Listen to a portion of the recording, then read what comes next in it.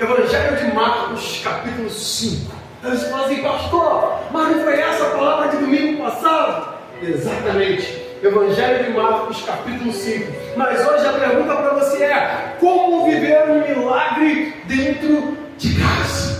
Muitas pessoas elas estão procurando um milagre. Muitas pessoas estão desesperadas por uma porta aberta. Muitas pessoas estão completamente perdidas pensando: Senhor, o que fazer para ter o meu milagre? Senhor, o que fazer para alcançar aquela porta aberta? Senhor, como eu consigo ganhar o meu filho? Como eu consigo transformar a vida da minha esposa, a vida do meu marido? Senhor, eu preciso de um milagre na minha casa. Eu preciso de um milagre dentro de mim. Eu preciso que algo aconteça.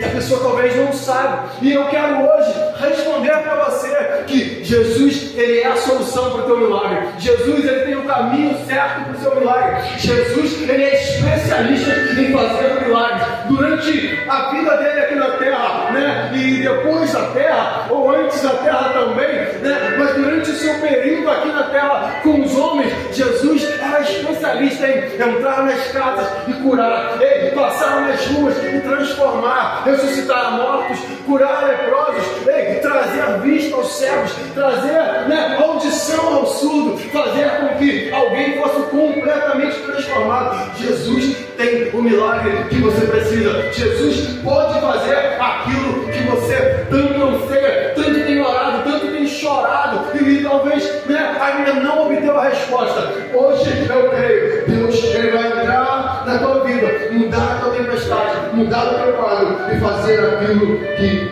apraz.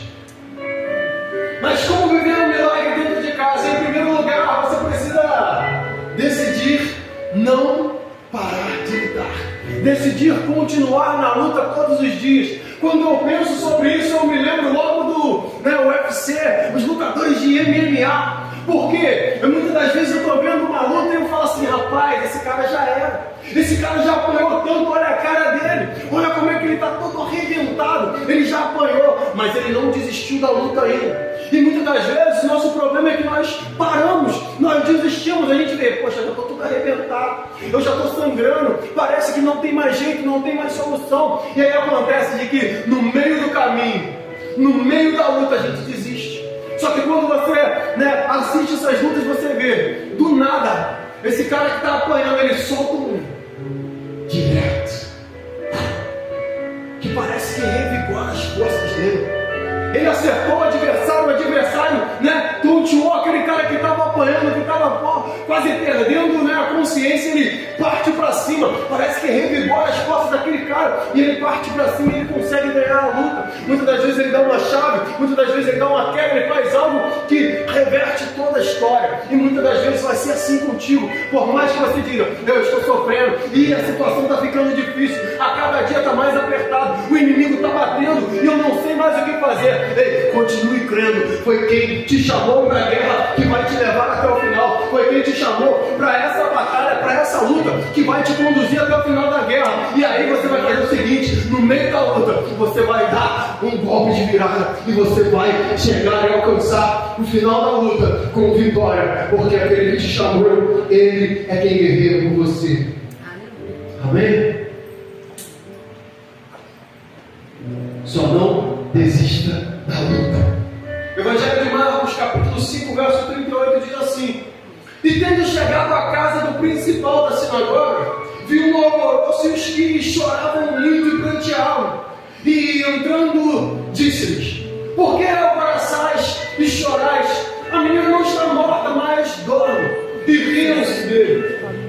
Porém, ele, tendo os feito sair, tomou consigo o pai da menina, a mãe e os que com ele estavam, e entrou onde a menina estava deitada, e tomando a mão da menina, disse-lhe: Talita cumi, que traduzido é: menina, a ti te digo, levanta-te. E logo a menina se levantou e andava, pois já tinha 12 anos, e assombravam-se com grande espanto. Já que não pensou em chutar o balde, desistir, ele decidiu lutar. Quando você vê, né, a história que nós falamos na última semana, Jairo, ele podia ter chutado o balde, ele podia ter desistido diante de tantas situações, diante de tantas adversidades, mas quando você lê o verso 36, Jesus ele dá o soco certo para ele. Né? É como eu falei, o lutador no meio da luta ele dá um soco e aquilo ali revigora a força dele e ele parte para cima, ele consegue dar a chave que vai finalizar a luta, mesmo apanhando. Jairo estava numa situação complicada, numa situação difícil, mas Jesus deu agora a palavra certa para ele: não temas, crê somente. E eu acho que aquilo ali revigorou as forças dele, porque ele entendeu: opa, esse aqui é o que todo mundo está dizendo que faz milagres, esse aqui é o que tem transformado a vida dos outros, esse aqui eu corri tantos quilômetros para alcançar ele, eu fiz tantas coisas para chegar diante dele, e se ele me deu uma palavra, eu irei conseguir alcançar a vitória dentro da minha casa, a minha filha será curada, e assim é sobre a tua vida. Essa palavra é para você. Talvez você esteja num momento de crise, num momento de dificuldade, num momento de luta, mas o Senhor Jesus está te dando uma palavra: não temas, crê somente, não temas, crê somente, porque eu sou contigo, porque eu quero renovar a tua força agora, no meio dessa luta, no meio dessa batalha, e você vai alcançar o final da luta com vitória, com êxito, em nome de Jesus. Aleluia. O diabo não quer que você pense, o diabo quer que você pense: já que está quase morto, deixa morrer, vamos ver no que vai dar. Mas a verdade é que Deus quer que você entenda: enquanto a vida é esperança, enquanto há, né, motivos para você continuar lutando, continue lutando. Enquanto há motivos para você acreditar: ei, ele pode ser transformado, ela pode ser alcançada, ei, esse milagre ainda pode acontecer. Enquanto a vida há esperança, ainda tem vida aí, né? A canção que a gente está cantando: restitui. É que eu não sei pegar o tom da música, mas a verdade é: Deus ele pode restituir sonhos, restituir planos. Muitas das vezes a gente começa a desistir porque fala assim: já está quase morto, já não tem mais jeito, eu já tentei várias vezes. Mas creia, porque o poder de um clamor ele pode ressuscitar. Ei, o poder de um clamor pode mudar a história, o poder de um clamor pode trazer de volta um casamento que está completamente destruído, o poder de um clamor pode trazer de volta aquele filho que está completamente destruído nas drogas. É o poder de um clamor que pode mudar a vida de um marido, de uma mulher. É você dizer: Senhor, não importa o que o Satanás está dizendo, não importa o que o mundo diga, o importante é eu vou continuar acreditando no que o Senhor tem para mim. Se ainda tem vida, há esperança. Deus está dizendo: você precisa lutar, você não pode parar de lutar. Imagine se Jairo tivesse desistido no momento em que os amigos dizem: não perturbe mais o mestre. Para quem tu está enfadando o mestre se a menina já morreu? Imagina se ele falasse: não, Jesus, os caras falaram que já morreu, já não tem mais jeito, deixa para lá, Jesus. Talvez as pessoas digam para você: não tem mais jeito, não tem mais solução. E esse caso aí, já era, é caso passado. Essa doença aí não tem mais, né? Não tem mais cura, não tem mais o que fazer. Se Jairo tivesse desistido, ele tinha perdido a vida. E você? Já desistiu de lutar pelo teu sonho? Já desistiu, né, de continuar, né, a orar pelaquela transformação daquela pessoa? Já desistiu de tudo aquilo que Deus um dia te prometeu e você fala assim: não, realmente ficou para trás. Eu quando era criança eu sonhava que ia cantar, eu quando era criança eu sonhava que ia tocar, mas agora o tempo passou. Você já desistiu? Jairo não desistiu, mesmo diante das vozes dizendo: já era, não tem mais jeito, não tem mais chance, e já está velho, e já passou o tempo, e morreu. Então não desista. Você não pode entregar a bandeira para o inimigo, você não pode entregar de bandeira para o inimigo as coisas que Deus te deu. É terrível, terrível, minha amiga. Joga com estudo, né? Em segundo lugar, não deixe o orgulho te impedir de experimentar o milagre. Jairo era o cara da autoridade. Jairo era o cara conhecido na sociedade, que não se curvava para ninguém. Porque se tem algo que um judeu não faz é se curvar, se prostrar, né? É um dos mandamentos, não se prostrarás. Está entendendo? Então, esse cara falou assim, não, o meu orgulho, a minha índole, o meu conhecimento, a minha religião, os meus pensamentos, quem eu sou, como eu vou me prostrar diante desse tal de Jesus, como eu vou prostrar diante de um religioso que eu não sei quem é bem. Está entendendo? Porque ia tudo contra a religião. Jesus curava no sábado, Jesus fazia milagres que a religião não tinha poder de fazer. Ele era o próprio Deus, mas a religião não acreditava, a própria religião rejeitou, a própria religião disse, não é Deus, e a própria religião matou, né? Já ele foi até Jesus com um coração cheio de humildade. Ele esqueceu quem ele era, ele esqueceu a sua posição dentro, do sinédrio. Ele esqueceu a sua posição dentro da sinagoga. Ele esqueceu a sua posição dentro da religião. Ele só entendeu o seguinte: eu preciso de um milagre. Eu preciso, de um milagre. Então eu esqueço se eu tenho um salário de 10 mil. Eu esqueço se eu sou dono de uma fortuna. Eu esqueço se um dia eu errei. Eu esqueço se eu sou religioso. Eu sei que eu preciso de um milagre. E esse aqui é o dono do milagre. Então diante dele eu preciso chegar com o meu coração humilhado, transformado, com o meu coração humilde diante dele e entender que ele é quem pode fazer o milagre. Muitas pessoas não conseguem viver o milagre porque não têm um coração humilde. Tantas pessoas, elas se entregam, elas se entregam para Deus, elas se entregam para Jesus, mas já fui da igreja. Aí a gente entra, mas o pé fica lá. O pensamento está lá atrás. A cabeça, poxa, mas lá atrás eu fui humilhado. Lá atrás aconteceu isso. Lá atrás eu sofri. Lá atrás a liderança fez. Lá atrás aconteceu. Então a pessoa fica mais ou menos. Não se entregue de verdade. Se entregue por inteiro, Muitas das vezes você não consegue viver o milagre porque você está preso no passado. Você está preso em situações que travam você até hoje. Então não fique preso no passado. Agora venha e se entregue de coração humilde. A humildade, ela atrai a graça de Deus. Existem pessoas que vêm até Jesus, mas continuam com o coração orgulhoso e por isso não recebem o milagre. O coração orgulhoso não vai permitir você aprender o que Jesus quer te ensinar. Um coração cheio de orgulho não vai permitir você mudar o que Jesus quer mudar em você para que o milagre aconteça. Provérbios capítulo 15, verso 33. O temor do Senhor ensina a sabedoria e a humildade precede a honra. Temer ao Senhor vai te ensinar a ser sábio. Mas quando você é humilde, você vai ser honrado. A humildade, ela precede a honra. Como viver um milagre dentro de casa? Em terceiro lugar, coloque em prática o poder do clamor. Os planos que foram embora, o sonho que se perdeu. Jairo clamou por um milagre em sua casa pela restituição da sua filha.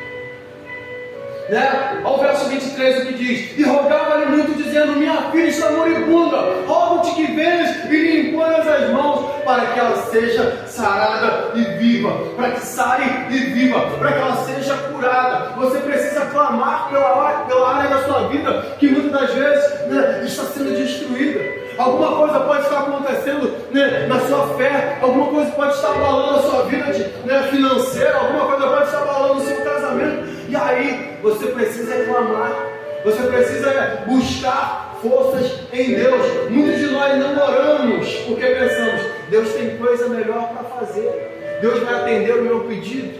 Muitos de nós, muitas das vezes, não oramos porque falamos assim: não, mas eu sou tão pecador, será que Deus vai me ouvir? Tiago vai dizer assim: a oração do justo pode muito em seus efeitos. Aí você vai falar assim: viu, pastor, eu nem sou justo. Mas aí eu lembro de uma mulher chamada Raabe. Sabe quem era Raabe? Alguns chamam ela de vendedora de amor, prostituta. Mas aquela mulher, ao ter um encontro com os homens de Deus, ela falou assim: ei, por favor, eu ouvi falar do seu Deus. Era uma prostituta, servida a outros deuses, mas ela falou para os homens de Deus: eu ouvi falar do seu Deus, eu sei que ele abriu o mar vermelho, eu sei que ele faz grandes coisas, eu sei que ele entregou a nossa terra nas mãos de vocês, e vocês vão vir aqui, vão matar todo mundo, vão destruir tudo. Por favor, eu suplico pela minha família, tenha misericórdia. Uma prostituta, ela pegou e se atentou, porque ela falou: não importa quais deuses eu sirva, não importa o erro que eu cometi, não importa a vida que eu esteja levando, mas eu preciso chegar diante desse Deus, porque Ele tem salvação para minha casa, Ele tem salvação para minha família. E por causa do clamor daquela mulher, por causa do pedido daquela mulher, a vida dela foi salva, a família dela foi salva, a vida dela foi transformada. Ela conheceu, o Deus de Israel, ela conheceu o Deus Todo-Poderoso, e a vida dela foi completamente transformada, ao ponto de hoje ela fazer parte da ascendência de Jesus. A verdade é que nós oramos pouco. Jesus orava por muito tempo e resolvia os problemas em segundos, mas nós ficamos com o problema dias e dias na cabeça. E agora como é que eu resolvo isso? E agora como é que eu resolvo aquilo? Jesus, ele orava horas e horas. Por muitas das vezes você vai ver que Jesus deixava os discípulos e saía para orar sozinho. Jesus ia para tal lugar a fim de orar sozinho. Jesus ia à montanha orar sozinho. Jesus tirava tempos de oração. E diante dos problemas, diante das dificuldades, diante das situações, ele falava: Pai, eu te dou graças porque eu sei que tu me ouves. E o milagre era instantâneo. Quanto tempo você está tirando por dia para clamar pelo seu casamento? Muitas das vezes a gente está com um problema no casamento, a gente está com uma dificuldade na nossa vida amorosa, e aí a gente fala assim: eu vou lá conversar com a Cíntia, porque a Cíntia era minha amiga da escola. Eu vou conversar com aquele vizinho porque ele é gente boa. E aí a gente começa a contar os problemas do casamento para A, para B, para C, para D. E aí depois vira uma bola de neve, vira uma destruição da tua casa, da tua família. Mas para aquele que você deveria ter falado: Deus, eu não sei como agir, eu não sei o que fazer.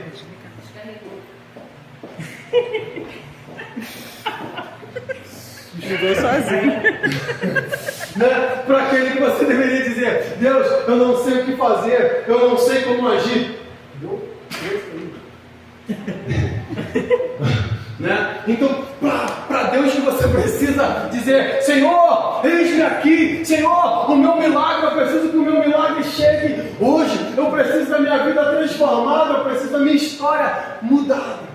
Muitas das vezes não adianta você mexer, não deixa eu falar. Mas ele tem que apagar a luz. Enquanto a vida há esperança. Quanto a vida há esperança. Deixa eu falar, deixa aí. Daqui a pouco ele liga. Bota lá mandando. Agora ele liga. Desligou. Ele está com sono. Obrigado. Ele está com sono. Pode deixar. Então o que acontece? Diante da dificuldade, diante das situações adversas que você enfrentar, você precisa clamar a Ele. A gente está com um problema no casamento, a gente vai em A, em B, em C. A gente está com um problema, às vezes no trabalho, aí a gente vai em um e outro, e aí a gente vai e aí vai piorando a situação. Muitas das vezes a gente está com um problema financeiro, e aí a gente começa, pega dinheiro com um, pega dinheiro com o outro, pega dinheiro com o outro. Se a gente fosse pensar o que Jesus tinha que fazer, Jesus, se ele orasse, ele ia falar assim: Pedro, vai lá, pesca um peixe, pega a moeda e paga a nossa dívida. Está entendendo? Por quê? Porque ele sabia exatamente o que fazer. Porque nós perdemos muito tempo no mundo físico e esquecemos que, se nós vivermos o espiritual, se nós orarmos aquilo que Jesus quer que nós orem, que oremos, Jesus quer que façamos, nós iremos fazer e alcançar o milagre que Ele tem. Quanto tempo você está tirando por dia para clamar pelos seus filhos? Muitas das vezes a gente está com o filho perdido nas drogas, numa vida completamente perdida. Aí a gente fala assim: ah, fulana, o meu filho não tem mais jeito, ah, não sei o que. E isso, aí a gente chega, a gente briga, a gente quer impor um monte de coisa. Agora você vai para a igreja, seu miserável, e não sei mais o que. E a gente briga e fala que vai bater, vai acontecer. Mas muitas das vezes a guerra não é só física. A guerra é espiritual, é algo que você precisa orar, dedicar tempo de oração. É hora que você vai falar assim: Deus, não é pelas minhas forças, mas é pela tua força, é pela tua mão, Senhor. Então, em nome de Jesus, que o Senhor possa tomar conta da minha casa. A gente ora, a gente prega, a gente fala. Isso é importante, falar, conversar, é importante sim, tá? Mas a gente precisa orar, né? Sunamita foi o profeta. Diante da morte do filho da Sunamita, ela, cadê o profeta? E aí, moça, o que está acontecendo? Está tudo bem? Vai, tudo bem. E aí, está tudo bem? Está tudo bem. E aí, está tudo bem? A criança estava morta em casa, mas ela falou: opa, eu tenho a pessoa certa para entregar a mensagem, eu tenho a pessoa certa para falar, eu sei com quem eu devo falar, eu devo falar com o profeta. Então, Jairo, diante da situação dele, talvez ele já tinha corrido para tudo quanto é lado, ele já tinha pensado em todos os médicos, ele já tinha feito o que fosse, vários chazinhos, já tinha levado na farmácia, já tinha feito de tudo, mas não deu certo. Ele falou: opa, só tem um que é o dono do milagre. Ele foi até Jesus. Então, muitas vezes, o único que pode atender o milagre da tua casa, da tua família, é Jesus. Mesmo que pareça que não tem mais fim, mesmo que pareça que não tem mais esperança, Jesus é a resposta. Quanto tempo você está clamando pela restituição da sua saúde? Como eu falei, diante da situação de Jesus e Lázaro, Lázaro estava morto há quantos dias? 4 dias. Lázaro estava morto há 4 dias. Jesus chega diante do sepulcro. Pai, eu sei que tu me ouves. Eu te dou graças porque tu me ouves. Lázaro, vem para fora. Ele podia dar ordem à morte, porque pelo tempo de intimidade que ele tinha com Deus, pelo tempo que ele vivia em oração, em busca. E eu estou dizendo isso para você, dizendo: nós oramos pouco. Nós precisamos aprender isso com Jesus. Os problemas eles podem ser resolvidos muito mais facilmente se nós entendermos o poder de um clamor, o poder da oração. Esse homem ele estava completamente desesperado e ele foi até Jesus. E Jesus ressuscitou a filha dele. Em quarto lugar, mantenha sua fé firme. E foi com ele seguir uma grande multidão que o apertava. A fé se inicia com uma expectativa de alguma coisa que vai acontecer. Mesmo com uma grande multidão seguindo Jesus, talvez já ele pensasse: poxa, será que Jesus vai me atender? Eu sei que eu sou importante, mas olha só quantas pessoas o rodeiam, olha só quantas pessoas o cercam.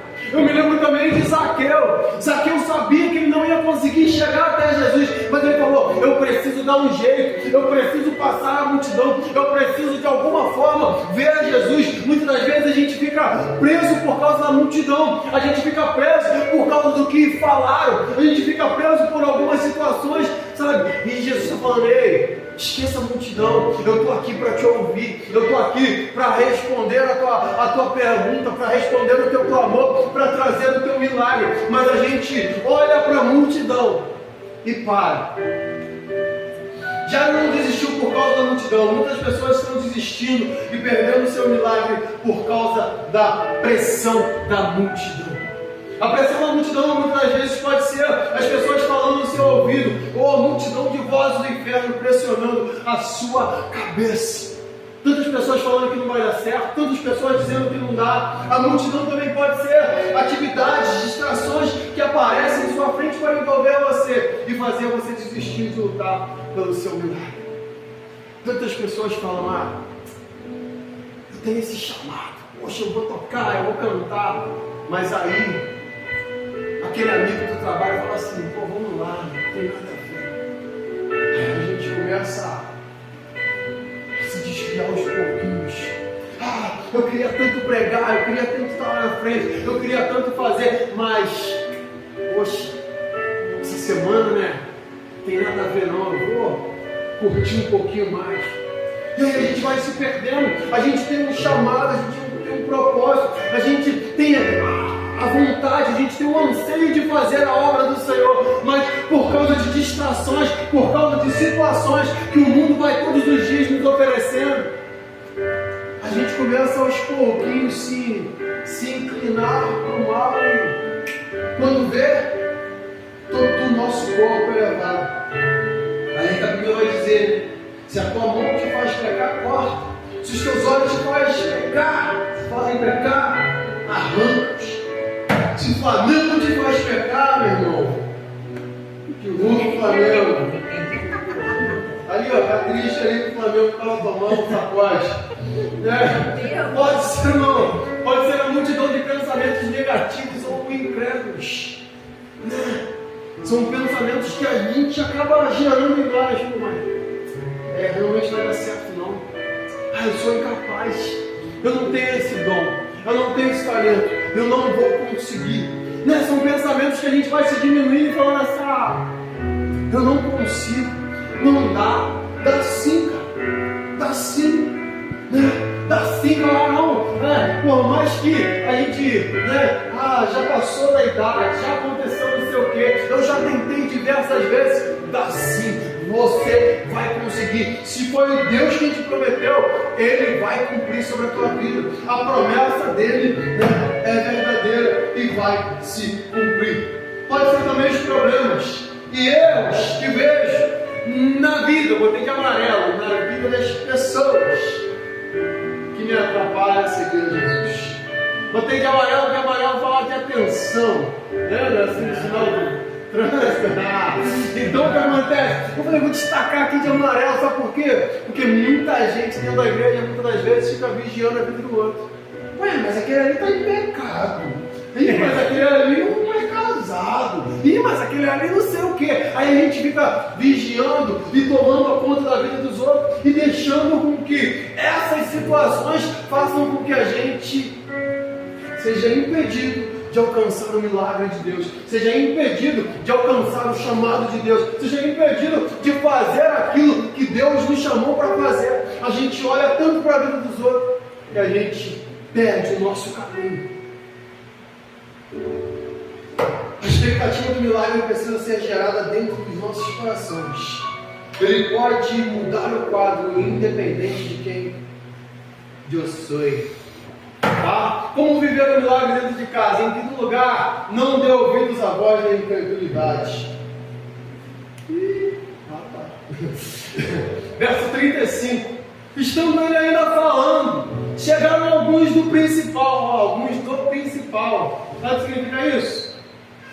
Eram os servos do cara, eram os amigos do cara, eram os crentes. Está entendendo?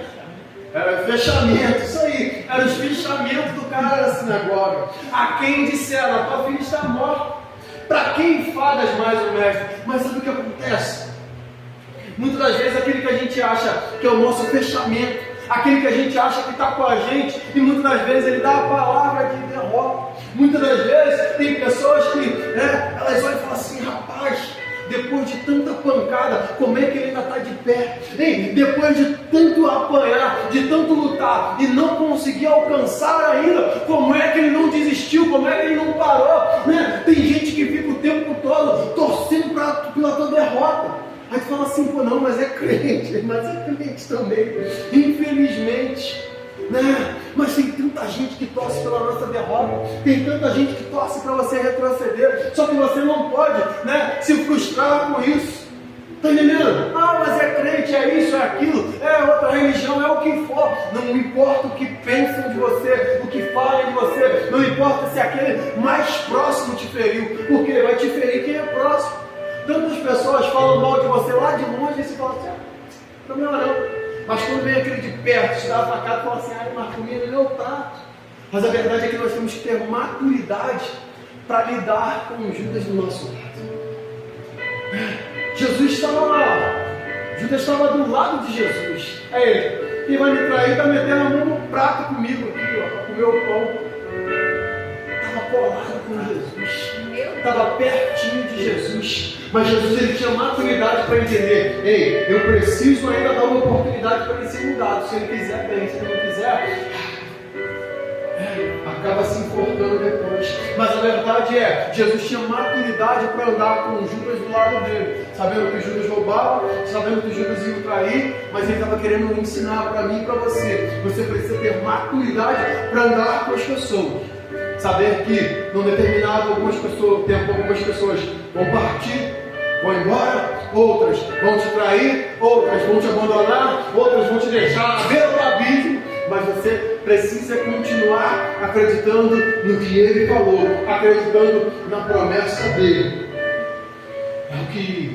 Esse é o verso 35. Veio o verso 36 e Jesus fala para ele, depois dos amigos terem falado que não tinha mais jeito, depois dos amigos terem dito, deixa para lá, Jesus fala para ele, não temas, crê somente.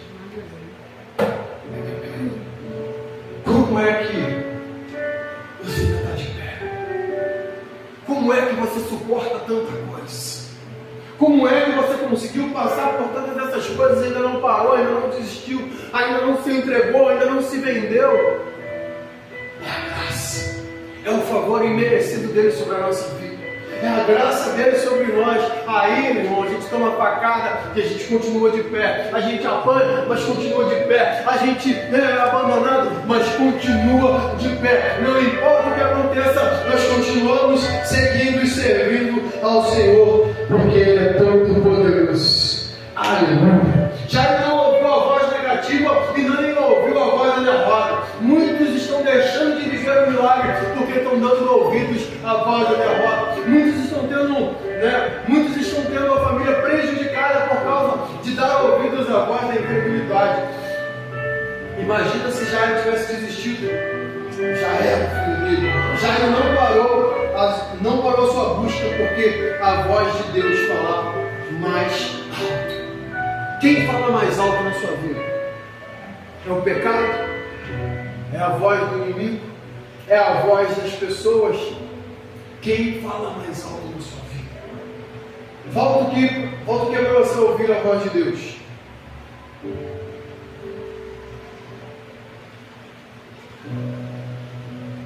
Romanos 8,31. Se Deus é por nós, quem será contra nós? O maior é o que está em nós do que...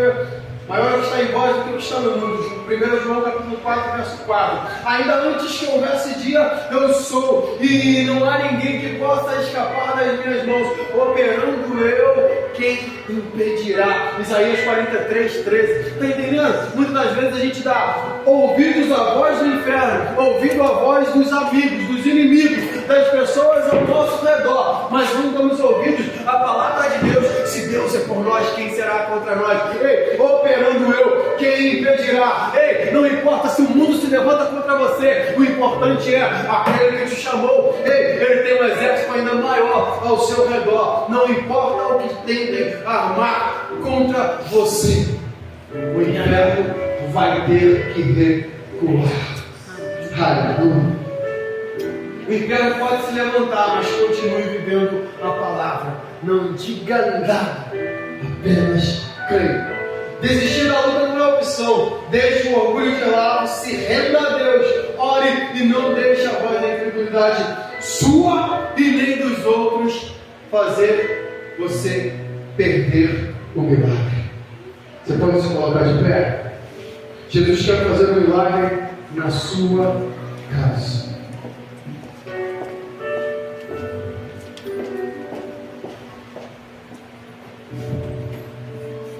planos que foram embora, o sonho que se perdeu, o que era festa agora, pelo tudo que já morreu. Vamos cantar uma coisa, tá tocando outra.